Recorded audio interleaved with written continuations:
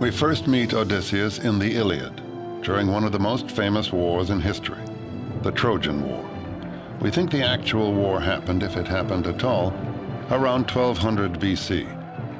It is in the Iliad that we read of Helen of Troy, the face that launched 1,000 ships, and in the Odyssey, the Trojan horse, which taught us to beware of Greeks bearing gifts, or gifts bearing Greeks. The warriors of the Iliad have left a legacy from the sublime to the ridiculous. Achilles can be found in medical books. Ajax is on every supermarket shelf. Names and images that have survived 3,000 years. These are the first stories we have in the West. And that means that if they're to last, and they have lasted for so long, they must be about virtually everything. Every time you pick up one of those stories, you're on the edge of talking about something archetypal, something that's always with us, something that's wonderfully generalized. The Iliad focuses on the archetype of one sort of hero, Achilles. Powerful, straightforward, and terrifying, the professional soldier. It tells of Achilles' great hubris, or pride, his destructive rage when that pride is injured, and finally his death at the hands of Paris. The most complex hero of the Iliad goes on to star in the Odyssey. Odysseus, whom the Romans called Ulysses, was a different kind of hero. Odysseus was a draftee, brave, bold, a liar, and very, very human. You may remember that James Joyce wrote his great work, Ulysses, based on Homer, and when he was asked why he did it, he said it was because Ulysses was the only complete man in literature. He said that the other great figures in literature are not complete.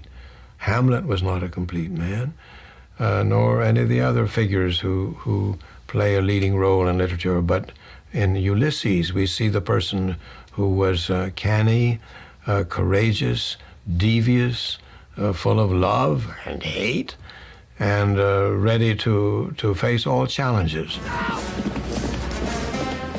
The descendants of Odysseus are legion. We meet them today in action-adventure heroes like Indiana Jones. Odysseus has fought long and hard at Troy on behalf of his ally, King Agamemnon. When that brutal war is over, Odysseus is eager to return to his beloved wife, Penelope, and to reassert himself as the head of the kingdom of Ithaca. The Odyssey is about that return trip. It is also an extended lesson in decorum. The main moral code governing human action in the Odyssey, it is this code of the protection of the stranger, of hospitality, of looking after people who turn up in your country. And it's a system, too. It's a system in which you don't do it just out of pure good-heartedness. Someday you may be in his country and you expect that he will return all the gifts you've given him. The same basic rules of hospitality persist today, but mostly as the polite conventions of, say, a dinner party. The guest gets fed. In return, he entertains the host. But back when civilization was just beginning to take hold, an offer of a meal could mean the difference between survival and death. If you are going to travel around on an Odyssey, there are no motels you can stop at, and there is the bargain of the give and take of hospitality. So there is the practical aspect of it. And then there is the moral aspect of it, which appears not only in Greek literature, but in practically every religious literature in the world, of the idea that you must be hospitable to people, you must take people in, you must share what you have. And it's made very explicit in the Odyssey. The return trip can be looked at as a series of tests, each one of which Odysseus has to pass to reach home. Odysseus' adventures, if we see them as tests, are much larger versions of the kinds of crises and problems and issues and adventures to which each of us is subject over the course of life. And we see him as someone confronted with problems which are really so much more intense than the ones you and I would ever experience. The voyage from Troy back to Ithaca should have taken Odysseus about 2 weeks. Instead, it took 10 years. What became a very bad trip started with a host's poor manners and a hero's mistake. A big mistake. After all, Odysseus was an epic hero. He and his crew came ashore on the island of the Cyclops in search of food and find themselves unwanted guests in the cave of a Cyclops named Polyphemus. The wary Odysseus introduces himself using an alias, No Man. This witty AKA protects Odysseus, though not all of his men. Instead of having dinner served as they expected, some of them are served as the main course.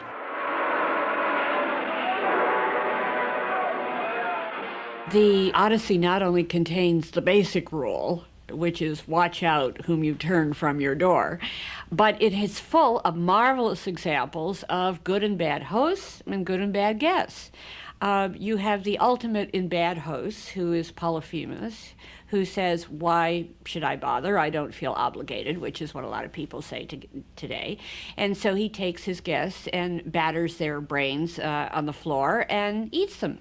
This is a big no-no in the etiquette rules of hospitality. Do not, repeat, not eat your guests. Rules are rules. The giant, having been such a dreadful host, pays dearly for his rude behavior. His payback? A poke in the eye with a sharp stick. Odysseus has triumphed. The Greeks liked this story for a number of reasons. First of all, it pitted a wily, clever Greek against a monster who was bigger and stronger, and yet the Greek wins out over him because he's so intelligent. When initially Polyphemus, having been blinded and running out of his cave in rage and in anger, and in trying to get the guy who did him in, who has told him up to this point, my name is No Man, and it's a play, but Polyphemus doesn't get it. He's too dumb. But Odysseus wouldn't be Odysseus if he chose to be remembered as No Man.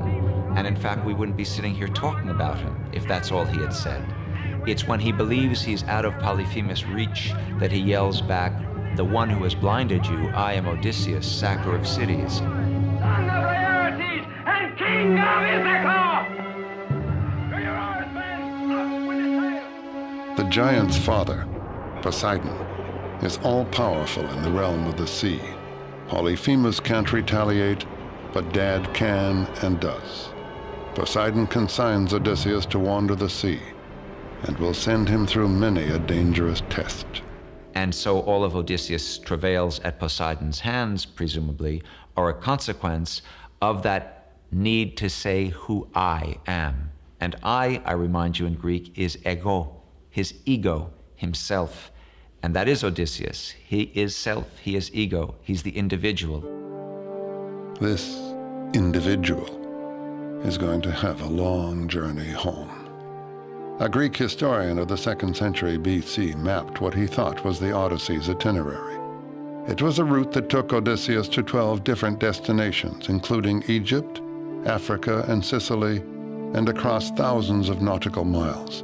Along the way, he would lose each of his ships and all of his men. Some ego trip. Myth is not mere fiction.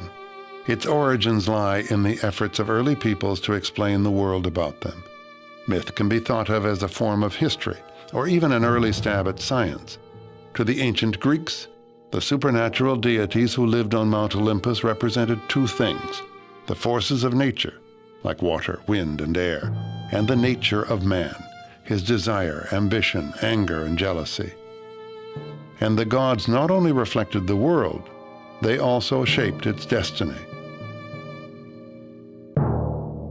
The siege of Troy, which left Odysseus to embark on his monumental journey, is the direct result of squabbling among the gods. Not only do the gods set things in motion, But throughout the story, they are never far from the action. In this all-star struggle, Athena, the goddess of wisdom and champion of Odysseus, could represent reason and civilization, while Poseidon represents raw emotion and the forces of nature.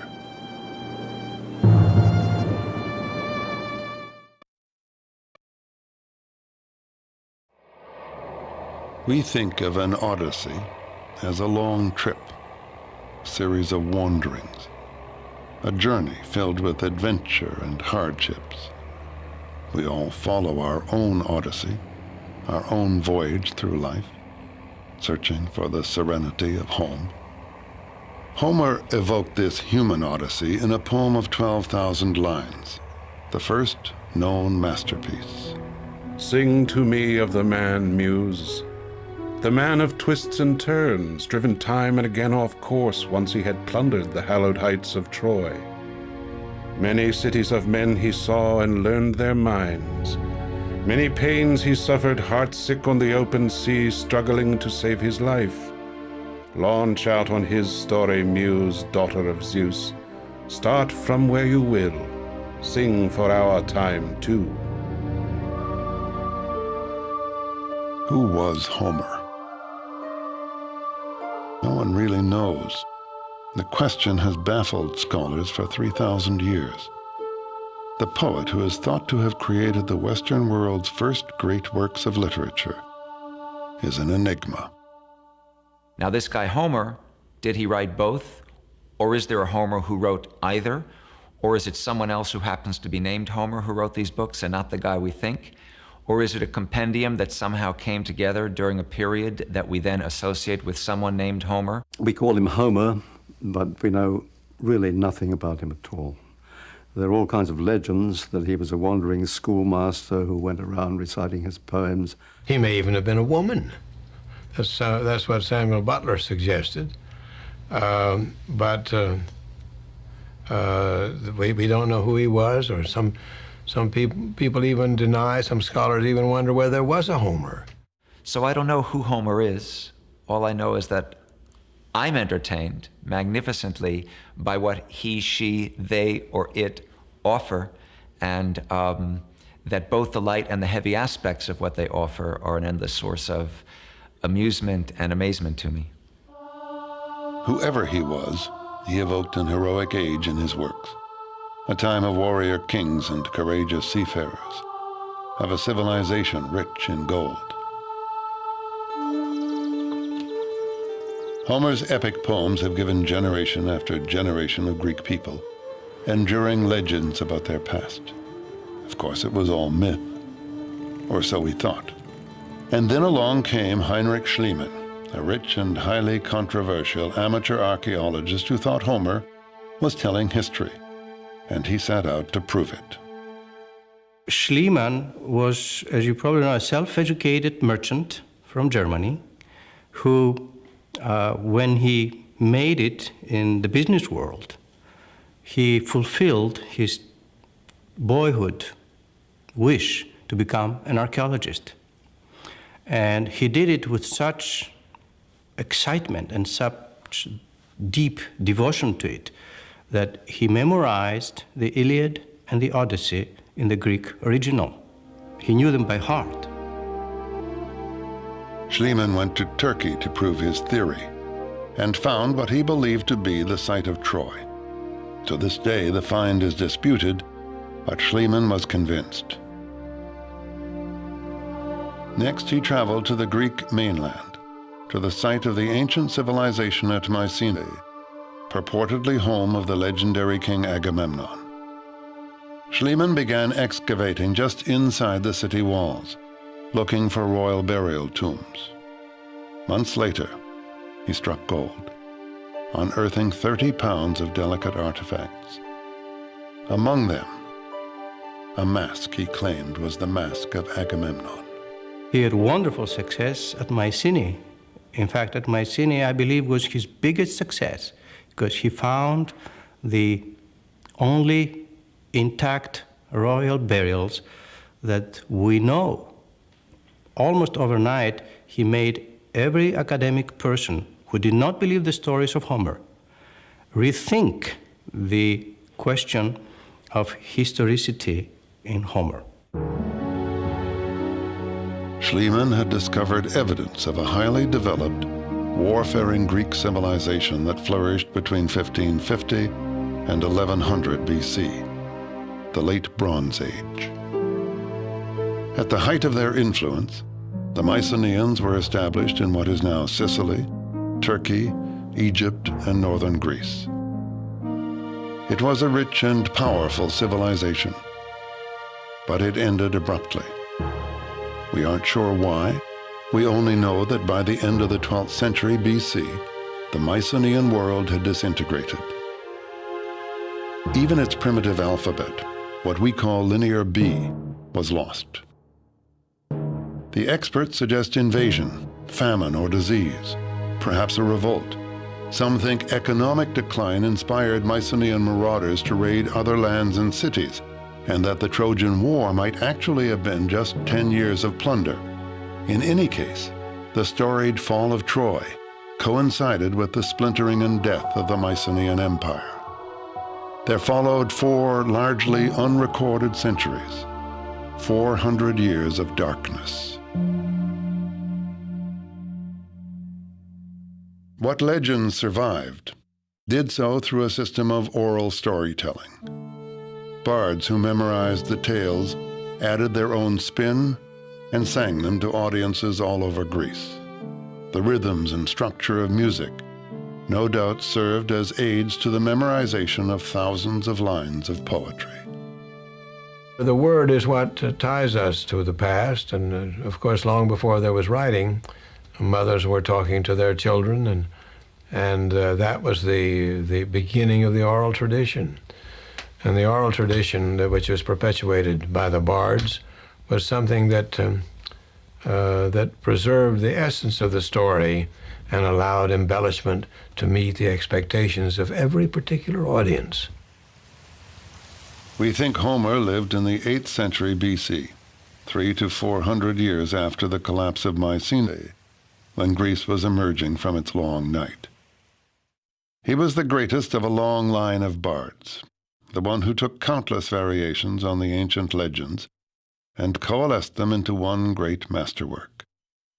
It may be hard to imagine now, but Homer must once have wowed his audiences with poetry set to music that probably sounded something like this. O that Odyssey megalitora endonet et men alloye pactis klekathemenos en fapa. For the next great Greek civilization, the Greece of Socrates and Plato, history began with Homer's poem about a war at Troy. The poems taught this disparate and often warring group of peoples and city-states the exploits of their heroes and the wisdom of their culture. Greek authors quoted them much as moderns quote the Bible and Shakespeare. Like the later legends of Roland and Arthur, the Iliad and the Odyssey were literally nation-building myths. Homer might, with more than poetic justice, be called the father of his country. No alphabet had survived those dark centuries between Mycenae and Homer's Greece. It was in his lifetime, we think, that Greeks began to adapt the alphabet of Phoenician traders. Some believe Homer himself may have written his poems down on papyrus. All we can say for sure is that someone did, but papyrus decomposes, and the poems had to be repeatedly copied, often from decaying originals. The stories began to vary widely. Finally, in the 3rd century BC, 500 years after Homer's death, a definitive copy was made by Greek scholars in the Great Library at Alexandria. This version would continue to be recopied in Roman times and down through the Middle Ages.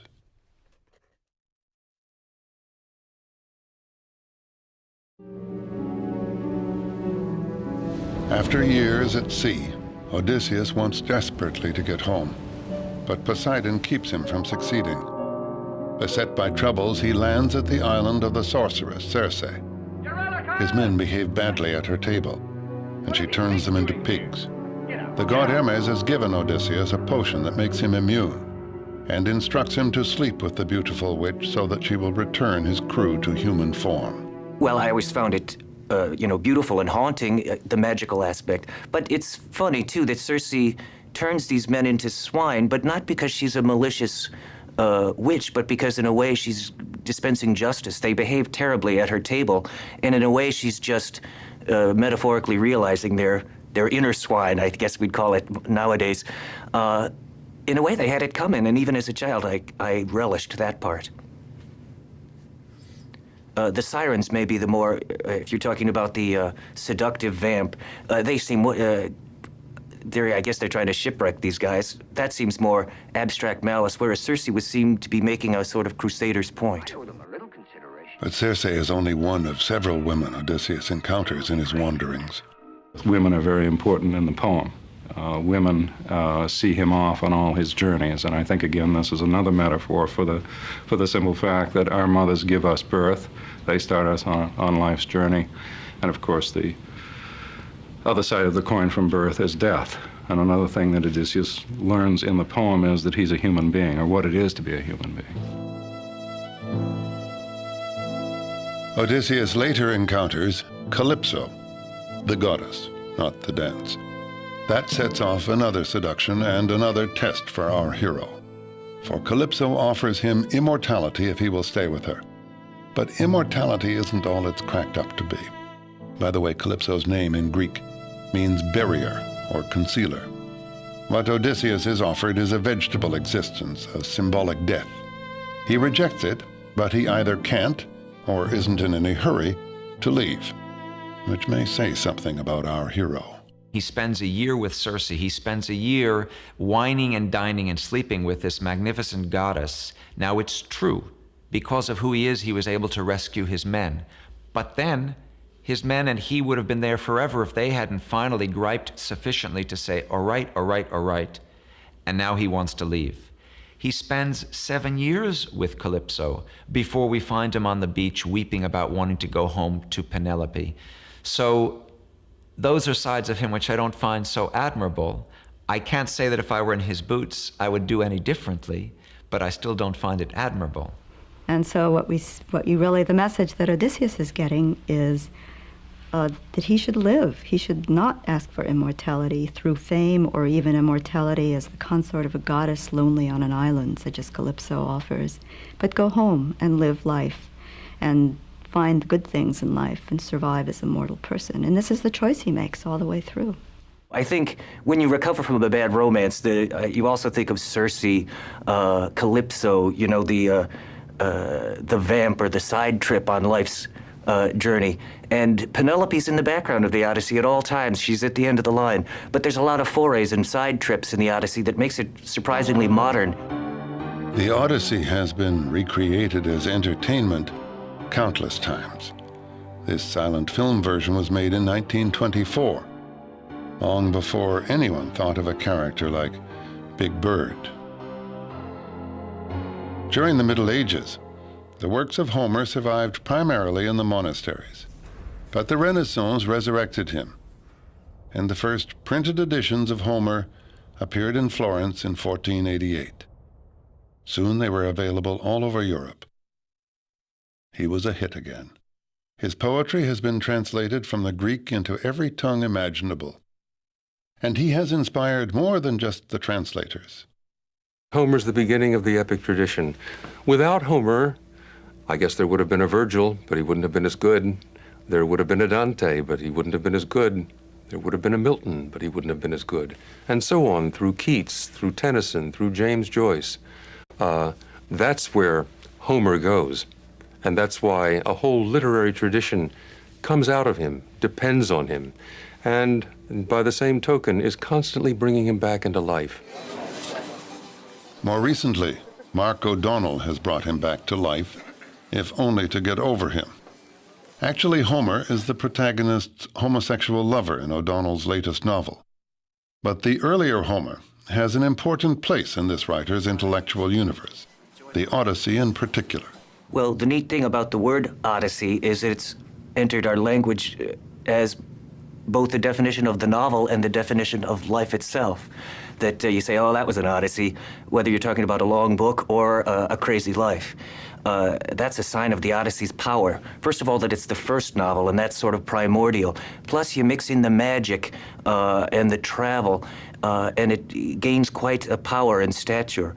And for my novel, which is a ridiculous farce about, miscrossed romance in modern times, I thought it was cheeky of me to borrow from the greatest of novels for a loose model. But secretly, I also wanted to borrow some of its magic and mystery, because even in the craziest of farces, there's some of life's magic underlying. Even more than nation-building myths for the Greeks, Homer's works were the templates for the Western literary tradition. From the Iliad comes tragic drama. From the Odyssey, the novel. And the action-adventure hero has never died. Homer gives us two books and two kinds of hero.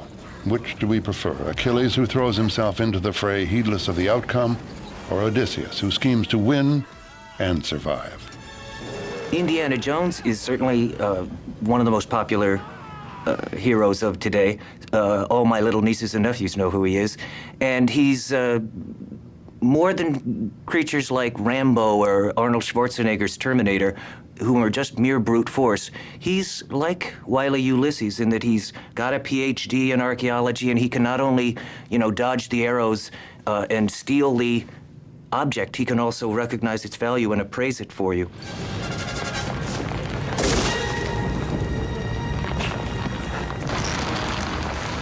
Like Indiana Jones, the heroics of Odysseus are more complicated.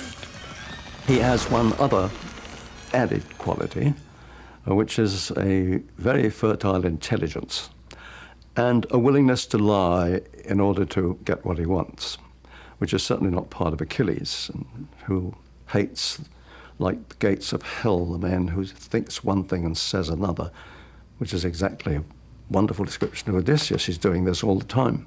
It is no accident that Odysseus is the great master negotiator and diplomat, because he's really good at not saying what he thinks, but saying what will be useful under the circumstances, for which he got a very bad reputation.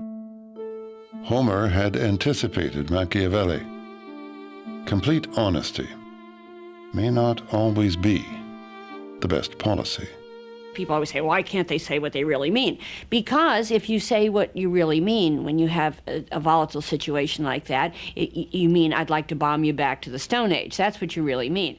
And so instead, you say, artificially, we would like to reach some kind of compromise that we can both live with, so that everybody can continue living. So it is an absolutely essential part of, the city. That's where the Greek word comes from. Civility, civilization, it's all the same thing.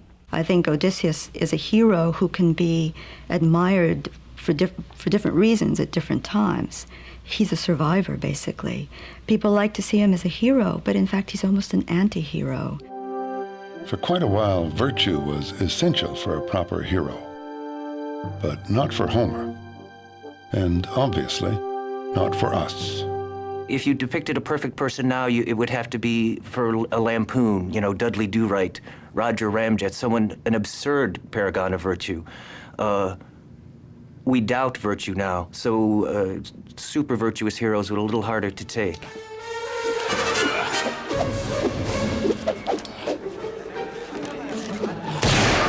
Still, we want our heroes to have a moral compass. We want them to try to do right.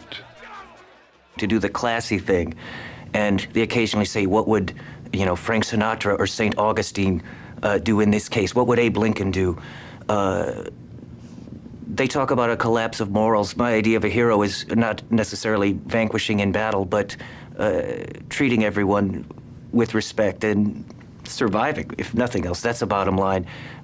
We often regard mere survivors as heroes, and as despairing as that sounds, it certainly is true enough. Homer makes clear his preference between the two sets of heroic virtues. In the end, even Achilles votes for survival. Circe tells Odysseus that he must visit the underworld before he can continue his journey. There he meets Achilles again, a dead Achilles. Achilles is the same tough character he is in the Iliad, no nonsense. He doesn't put up with any guff from anyone. And Odysseus tries to mollify him by saying, look, Achilles, you were honored in life, and here in the underworld, everybody honors you. Achilles looks at him and he says, look, don't praise death to me. I'd rather be the meanest slave on earth than king of the dead. The tales have a purpose. They are not repetitive. They show Odysseus facing a number of different challenges, and as he goes through these tales, in each one of them, he is invited to forget the return home, to forget home, to stop living in a way, to die, to cop out. But he has learned something on these journeys. And I think what he's learned is life with all its suffering is better than anything else. Stay alive.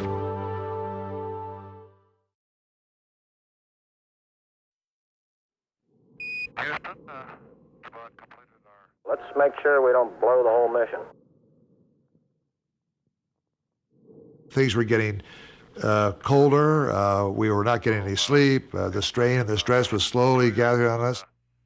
Now we're proceeding to... And of course, as we approached the moon, it got to be bigger and bigger and bigger. Going back up the Odyssey. This is my second trip out there now, and you know, not to land was a real trial, a mental trial for me. For Apollo 13, the moon had become a place they had to pass by.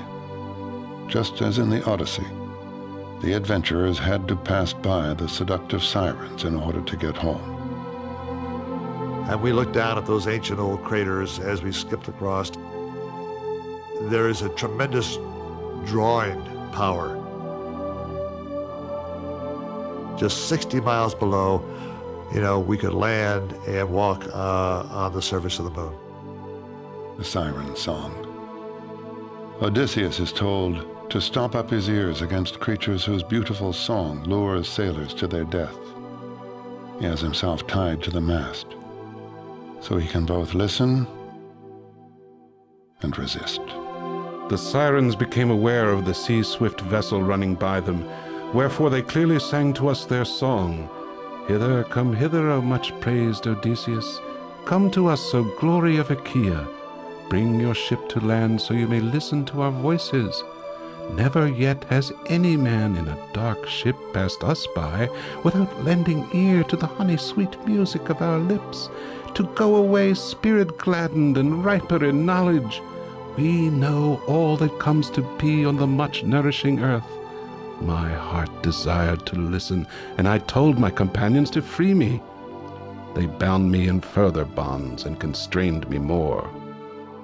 Very similar to the Odyssey and Odysseus, being so close, instead of tied to the mast, we're tied to the spacecraft, our only means of getting home. What the sirens offered is one of the big questions. It's been a conundrum since antiquity. It was a question that the Emperor Tiberius asked his grammarians, and they didn't know how to answer it. We do get part of the answer in the Odyssey. The siren song is given in part, and the literary interpretation is that probably they offered knowledge of what had happened in the past and what would happen in the future. This is a great lure to Odysseus. T-9. Who wouldn't want knowledge? 6, 5, 4, 3, 2, 1, 0. Ignition. Ignition, flight. Roger. Liftoff. Apollo 13's change of fortune meant its crew never reached their destination. Looks good here, flight. Good agreement. But like Odysseus, they learned something about themselves. And like Odysseus, they were on the adventure of their lives. Going back up the Odyssey. Looks good. How do you look? Well, that's good, flight. We're go.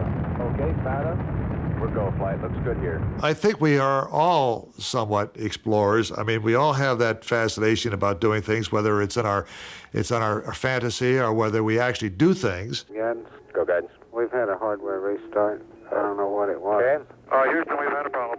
Okay, Houston. Life would be rather dull if you didn't have some exploration, some adventure, something that you can look back on and say, I really enjoyed that, or I got by it okay, or I never expected that I'd have the courage to do what I did.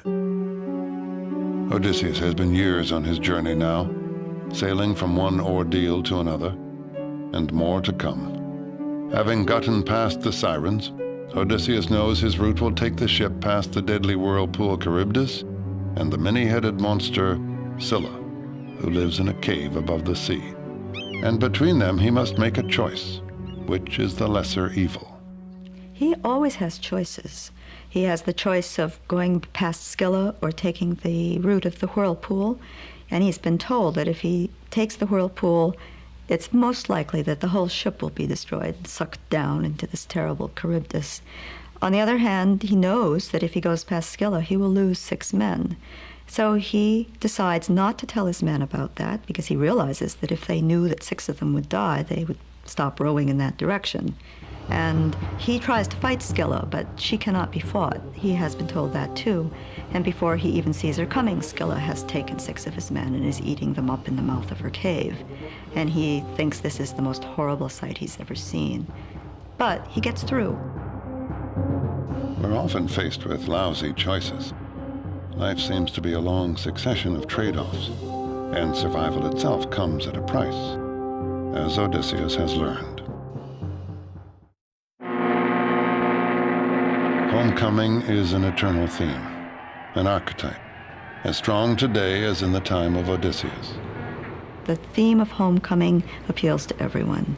Everyone who's fought in a foreign war, people who've taken hazardous journeys of any kind, even to the casual journey. There's great pleasure in coming home to the place that is yours, that is familiar to you, and to the people especially. Last drill. Go for it, Don. These veterans of World War II gather often at a Northern Virginia hardware store to lend a helping hand and then trade stories of war and homecoming. I finally got home. My dad worked in a bakery shop, and I walked in the bakery shop, and he saw me, and he went up to his boss, and he said, "Bob's home." That's it. And we took off. It was the most pleasant thing you ever saw. Homecoming means coming back to the first dawn, to the first sounds, to the trees that you first saw. That is unforgettable. Whatever else you see, they don't replace them. So memory is what keeps you here. Between the Trojan War and the sea voyage, Odysseus has been away from the kingdom of Ithaca for 20 years. In the meantime, the young men of the kingdom have taken over his household. They are demanding that his wife, Penelope, give her husband up for dead and marry one of them. But Penelope has stalled them. She says that when she completes the shroud she is weaving, she will marry. But she weaves by day and secretly unweaves by night. If she was giving in to the suitors, then there would not be any kingdom for her and for her son. So she found a way of postponing the marriage so she can gain time. When are these people going to go home? They have been here forever. They are eating us out of house and home. And what's more, they're trying to marry the lady of the house. And in the meantime, they are amusing themselves with the women servants. Bad, bad guess. Finally, Odysseus reaches Ithaca. But the goddess Athena has warned about the traitors who lie in wait for him at the palace. And he goes home disguised as a beggar. He's the outsider. There's a wonderful irony. We know who he is. We see the suitors doing things that they ought not to be doing to any beggar, but especially not to this beggar, because this beggar is the king, and he will, we know, reestablish himself. Alms for a child of misfortune. So there's a kind of tension that builds, and we wonder how Odysseus is going to achieve this, because he's all alone, one man against 100+ suitors. How's he going to do this? The Queen! The besieged Penelope finally proposes a contest to the suitors. She will marry the man who can string the bow that belonged to her husband and shoot an arrow through a dozen axes. Homer has built the picture of them as ugly to make us feel not only comfortable, but I think very satisfied with that magnificent moment when one after the other of these little twerps has tried and not been able to string the bow, and that wonderful moment when Odysseus, it's the fantasy we all have. It's being pulled out of the audience to step onto the basketball court and being the superstar that no one knew was the superstar. Odysseus the beggar suddenly stands up straight and strong, with ease strings the bow, bam, bam, bam. And man, is that satisfying to our baser and my baser and uglier instincts.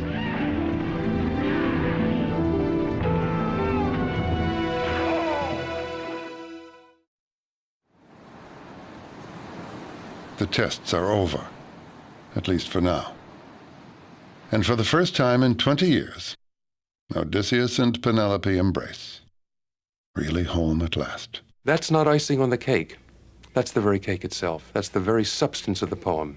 That coming back to home, coming back to earth, embracing it, and finding that's where one has begun and where one wants to go ultimately. So joy is now to her the sight of her husband vivid in her gaze, that her white arms embracing his neck would never for a moment let him go. Dawn with her rose-red fingers might have shone upon their tears, if with her glinting eyes Athena had not thought of one more thing. She held back the night, and night lingered long at the western edge of the earth, while in the east she reigned in the dawn. While in the east she reigned in the dawn. But now, if the Odyssey is life, can the still living Odysseus be finished with his struggle? Not quite.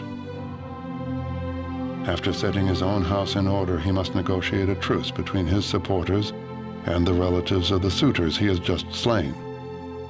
And then there's the prophecy. While visiting Hades, he met the ancient seer Tiresias, who prophesied his successful return and said he would then have to leave again. Thereupon, take a well-fitted oar, and go on till you arrive at the place of men who do not know the sea, and eat a food that has not been mixed with salt, and where they do not know about ships with purple cheeks, or about well-fitted oars that are the wings of ships. And I will tell you a very plain token. Do not forget it. When you meet a man who mistakes your oar for a winnowing fan, then set your well-fitted oar fast in the earth, and make fine sacrifices to the Lord Poseidon. Then go back home, and sacrifice sacred hecatombs to the immortal gods who possess broad heaven. Far from the sea.